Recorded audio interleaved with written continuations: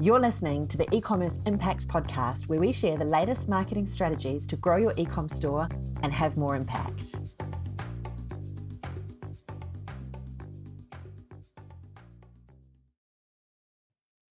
Hi, Maddy, and welcome along to the podcast. So why don't you go ahead and introduce yourself and the brand to our audience? Yes, in case anyone forgets, I have my Goodbye Gear t-shirt on today. But my name is Maddy. I have been with Goodbye Gear for coming up on 3 years now. I head up all of our organic social, our public relations initiatives, our influencer campaigns. Goodbye Gear is the leading online marketplace for baby and kid gear resale. So we basically will resell everything except for clothing at this time. So strollers, bassinets, sound machines. We even do car seats and use breast pumps. In select cities, we will come to families' homes and actually pick up all the gear for them since parents are so busy, and then bring them back to our facilities where we have a team of what we call wing moms, and they will quality check the items, make sure that they are not broken, that they're not recalled, make sure they clean them up, make sure stroller tires are fully filled. And then if they pass our inspection process, we will photograph the items listed on our online marketplace and even suggest pricing based on our algorithm. And then we also have a really wide variety of open box gear, which helps a lot of these big box retailers kind of manage their returns and excess inventory instead of them throwing them away. Wow, love this. I mean, the problems that you solve are manifold, right? But also the big one is the problem of parents don't have time to take photos and organize the selling of their items. Yes. So since founding Goodbye Gear in 2016, we've saved over 270,000 items from landfills, and we've helped, I believe, over 50,000 parents sell their gear instead of throwing it away. And we have made a pledge to save over 1 million pieces of gear by 2025. So that's the initiative we're really working toward as we grow our business. Yeah. Amazing. So in terms of digging into your organic marketing strategy, so you look after specifically organic social, SEO, influencers, email, and PR. What have been the biggest wins in terms of those various channels that you'd want to highlight to our listeners? When I joined, we were, I think, about 8,000 followers on Instagram, and now we are just under the 50,000 mark. We should be hitting that this week. So, that's over 100% year over year growth since my 2.5 years at the business. And that's just through really creating a social media strategy that has a really thoughtful posting cadence. So posting not too much where parents get fatigued and unfollow us, posting at the right times when parents are online and, not at 3 p.m. during school pickup. That's probably not the best time to post about a sale we're having. And then working with a lot of really fantastic influencers to help grow that online social media presence has been huge too. So one of our biggest wins has been testing influencers and seeing which ones really drive a lot of traffic to site and interest. And our absolute favorite to work with is, her name's Kelly, and her Instagram handle is the Car Mom. And we've actually signed on to an annual and monthly partnership with her just because she has driven such incredible growth, not only to our site, but our social followings. She'll increase our organic social metrics over 1,000 times month over month. So what do you think has been why has she been so successful as an influencer for you guys? And how would you kind of advise other brands to replicate that success you've seen with her? It's definitely some trial and error. Influencer marketing is a little scary because part of it is just passing over the money, having them post and see if their audience likes the content or not. But there's a lot of safeguards you can put in place, making sure you're signing on with an influencer that will resonate with your brand. So there's a lot of free and pay to play platforms you can use to really look at influencers' analytics when you're vetting them. And the most important things to look at are their demographics. So what city are their followers in, or cities? For example, if I want to work with someone to promote our selling services in New York, I want to look at their demographics and really make sure that the majority of their followers are in New York. So demographics are really big. And then on Instagram in particular, what I found is you should always be testing your influencer on Instagram stories first and foremost. Instead of spending thousands of dollars on an Instagram reel or an in-feed post or images to use, really start with stories because of that direct link sticker they can add. So you can give them a UTM link and have them put it in their story. And that way you can directly track how many conversions they're sending to site. Otherwise, influencer marketing is really hard to actually measure any sort of ROI. You can look at engagement, you can look at how many followers you got, but how many of those are actually converting to purchasing something on your site is a little harder to find. So what I'll do is with a new influencer, I'll have them just put up a 3-slide story series, give them a bit.ly link that I can track on the back end. If there's 2 influencers and one drives 50 clicks to site and one sends 1,000 people to site, then the one with 1,000 is the one to do a repeat campaign with. And then you can start spending more and doing a larger collaboration with them. And we just saw that the Car Mom really drove a lot of traffic. And I think it's a few things. I think we caught her at a really unique time where she started growing really quickly. So every time we do a repeat collab with her, she has so many new followers that they're still meeting Goodbye Gear for the first time. So her audience isn't fatigued by having her post for us like once a month. Whereas other influencers, once they post once, paying them to post again, followers like, yeah, we've already seen this. So her growth is in turn really helping our growth. And I think just the industry vertical lines up really well. So she, for anyone who's not familiar, she's great. You should go follow her. But she is like in a big family of car dealerships. And she started this whole social account to teach women and parents and moms in particular how to, get the best financing on a car, which car fits 3 car seats across, which car seats fit in certain vehicles. So she kind of already was speaking to our same audience. So they really trusted her already with her car recommendations. So then her recommending other gear just made a lot of sense. So she was a perfect matchup for us. Amazing. Cool. So what platforms are you using you mentioned you use a couple of platforms to look at like their, where their followers are located and all of their key data. Which ones would you recommend? Yeah, my absolute favorite is called Clear, and it actually was purchased by the PR platform Meltwater recently. So it's nice because we could actually bundle it and get a really great deal. And they will actually calculate like sentiment. Are most of the comments on these influencers post positive, negative, neutral? It directly tracks when you do have them post with a certain hashtag that you link to the campaign in Clear on the back end. It will pull all the metrics for you, so you don't need to go digging or ask the influencer how many clicks they got or how many views. Their technology is really fantastic. So that's the one I've used for the last few years and the one I'm most familiar with. I've used a few others.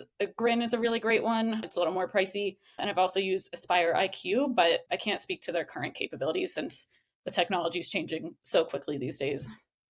Have you guys had any moments in your in the 3 years you've been working with the brand where it felt like everything was just going wrong, and how did you solve it?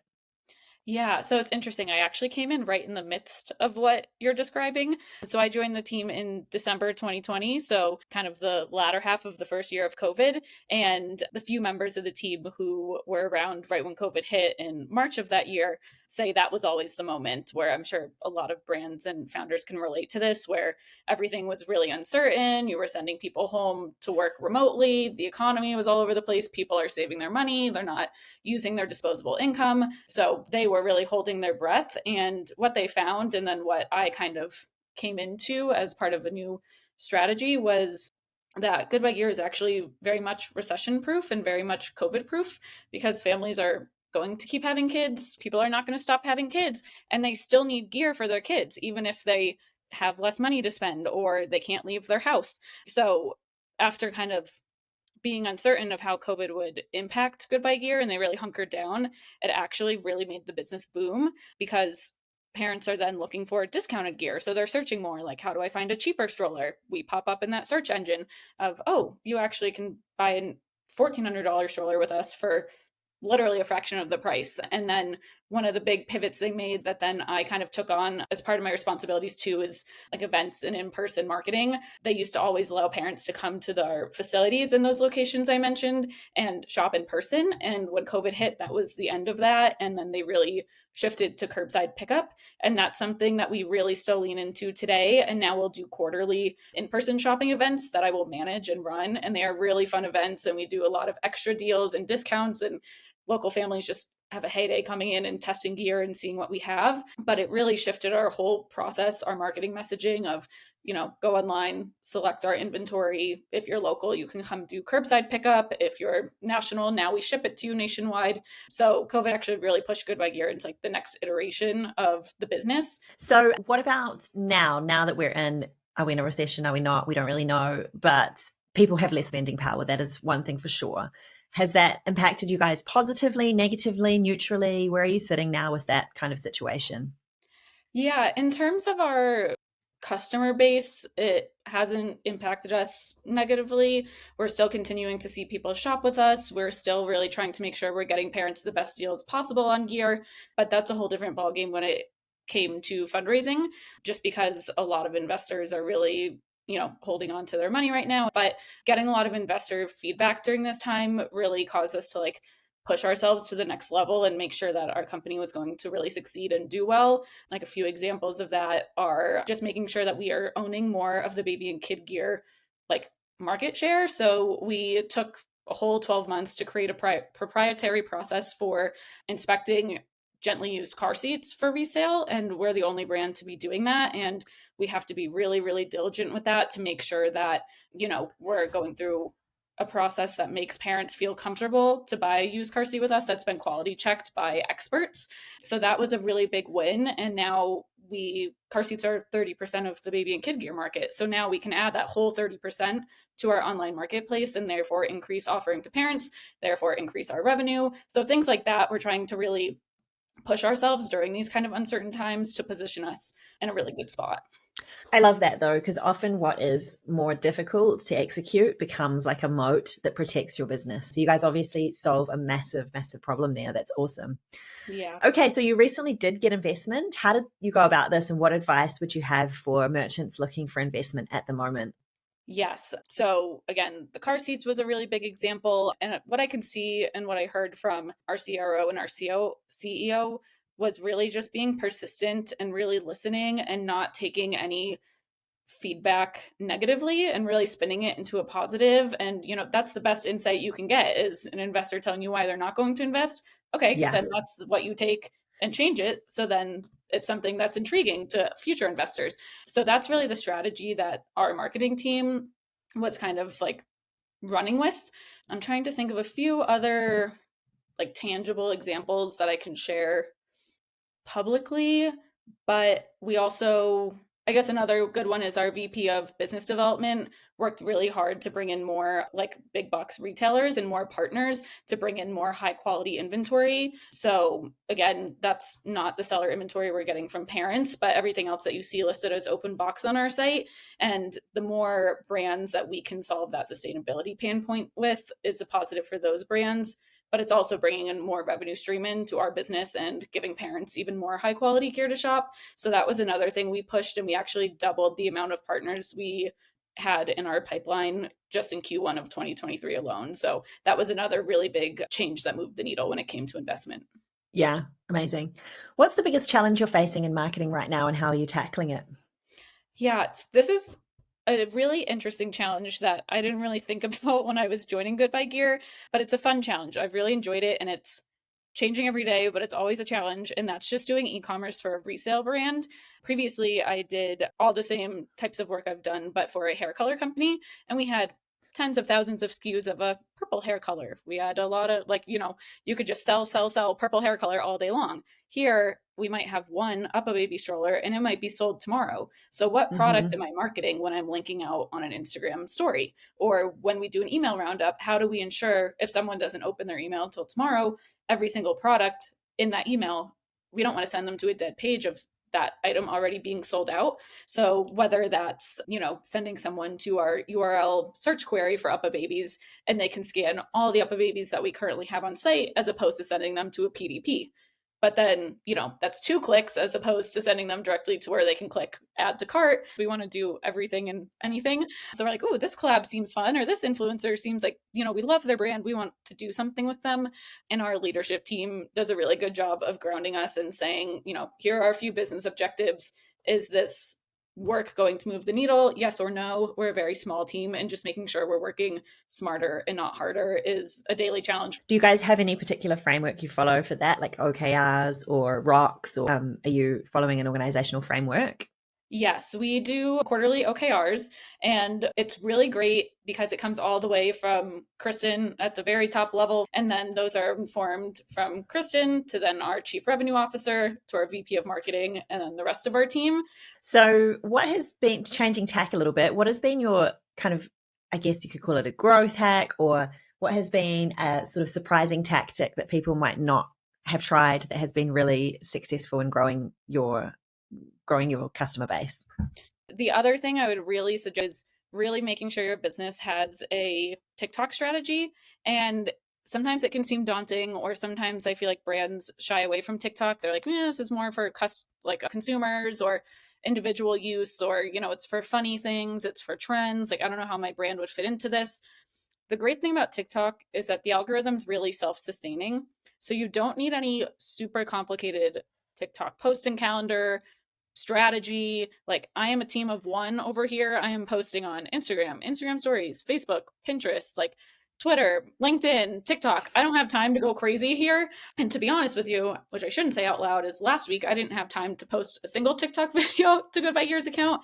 And our sessions to site from TikTok still increased week over week, whereas Instagram didn't have as strong growth, even though I was posting there every day, because the videos are really self-sustaining. A video I posted in December is continuing to get views and likes and clicks to our site on a daily basis, because the more it is viewed, the more it is growing, unlike a reel that kind of comes and goes when you post it on Instagram. So that's kind of my hack to any e-commerce brand, is just find a few inspo videos you like. You can try to recreate them. You can take some old product videos you have, piece them together. I'm not a video editor by any means. And sometimes the simplest things that you'll cut together where you don't think they're very high quality will just blow up. And the algorithm really prioritizes new accounts. So the first few months is actually where you'll see the most traction. And within the first 3 weeks, we gained over 10,000 followers. So the growth is really quick. And I kind of like tell people, like, it'd be kind of dumb to not be on there. It's doing the work for you once you get it set up. So that would be my other growth hack. That's so impressive to have got that level of growth so quickly. What did you do in those early, I mean, you mentioned like repurposing content, etc., but were there any particular content types or any insights you could share with our listeners as to why you had that fast growth? Definitely. I definitely benefit from also being a personal TikTok scroller. So if you're Me not too. already, yeah, just knowing what the current trends are and using the most trending songs is a really great way to get a lot of views really quickly, and all of the relevant hashtags. You can even Google like top TikTok hashtags. If you just hop into the the hashtag tab in TikTok, it's a tongue twister, you'll see the most recent ones pop up there. So definitely using those. And then like you can go crazy with posting. I think the first week I posted 3 times a day, and 2 of them took off, but 2 of them had over 1 million views. The other ones had 30 views. I don't care about those. Like the other ones are doing the work. So I definitely tested a few different content buckets and have found that how to fold certain strollers does really well. So like the Up a Baby hashtag is really big. So like how to fold Up a Baby stroller, that's a really big one. Comparison videos are big, like, the Chico KeyFit 30 car seat versus the 35. What's the difference? And we've done elaborate video shoots where we bring in a professional videographer, and we'll do it on a nice white background. And then sometimes we'll also pull them out of the warehouse, and I'll just be standing in the middle of our, warehouse, and just point to the 2 and say, here's the difference. And I'm going to pop them back on the shelf. And to be honest, those are the ones that usually do better. So you don't need a ton of resources. And I would just say test, post away. And then that's how you'll get learnings to see what your audience is really resonating with based on what types of products you're promoting. Yeah. So get your phone out and start filming is really the message. Which I need to get back learn. on track with this week. Yeah. And it sounds like as well from what you're saying, like people are definitely using TikTok as a search engine Yes. as well as like having stuff served up to them. It sounds like people are seeking out the kind of content you're creating. Yeah, we actually originally had a YouTube strategy, and basically that translated over to TikTok with a few tweaks. So I look at them pretty similarly, and we'll always post on both channels, just making sure the aspect ratio is correct, of course. But again, 10,000 followers on TikTok in a month. I think in the 3 years at Goodbye Gear, we've gotten a few hundred followers on YouTube. Like the growth potential is just huge on that channel. So it's definitely worth exploring. Yeah. And are you guys running TikTok advertising as well? Yes, we actually just had a call about that this morning. I will suggest our top performing organic videos to our VP of marketing, who then manages our budget and will put spend behind certain videos. And then that will keep the momentum going even further. The videos that are doing well organically are the ones that do well on paid. And that's not always the case on Instagram. Sometimes you want something a little more polished for Instagram, or something that looks a little bit more like an ad. Whereas, the more nitty gritty things are and more like organic do better on organic. But TikTok, it's a little bit easier because there is more that one-to-one ratio. So you don't have to put a ton of brain power behind it and create a bunch of different content. You can utilize the same content for paid and unpaid. Awesome. That's definitely what we advise and have been seeing in the agency as well. It's great. The more native looking the content, and having that ability to test it first, right, and see whether it's engaging to people is a really smart strategy for sure. Okay, cool. So what advice do you have for ecom startups? I mean, you've seen the growth from, a very early stage to now more of an established brand. Yeah, I would definitely suggest, and what I've seen across multiple startups I've worked for, is creating a foundation that can be really fluid. Kind of like we've said, like the like underlying message that we keep bringing up is the economy keeps changing, things are pretty unpredictable, and you also don't really know what your audience is actually going to like and what they want and what they need. When Kristen first founded Goodbye Gear, they didn't do the local pickup services, and every parent was saying that's all they wanted. So she said, all right, let's add it in, let's find a way to do it. And just being really flexible and listening to what your audience actually wants and not what you think they want, because you might have this amazing idea and you might found the company for one reason, but as long as you can kind of let your ego go and make changes along the way and be willing to be flexible and pivot and really adapt, I think has always been the best method for the startups that I've seen that grow successfully. But with that said, it's also really important to kind of have your brand messaging in place, your mission, your founder story, and make sure that's not changing every month. Or, if your audience says they want something different, don't be like, oh yeah, never mind. Now we do that and we don't do anything of what we said before. There's has to be some balance there. But the Goodbye Gear that I joined 3 years ago is not the Goodbye Gear that exists today. And it's not the Goodbye Gear that was founded in 2016. The foundation is still there, but it is growing alongside with parents as they grow their families and the environment and the economy changes, and just making sure that we can always keep up. Makes sense. Yeah. I haven't asked you about SEO. Do you have any interesting strategies or tactics that are working well in SEO in your space at the moment?